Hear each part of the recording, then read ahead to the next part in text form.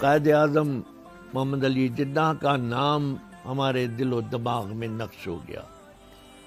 और ऐसा हुआ कि मैं फिर स्कूल में पढ़ता था तो पाकिस्तान का जो झंडा था वो छोटा झंडा मैं उठा उठा के गलियों में फिरता था और नारा लगाता था, पाकिस्तान जिंदाबाद, पाकिस्तान जिंदाबाद। ये मेरी हालत होती थी।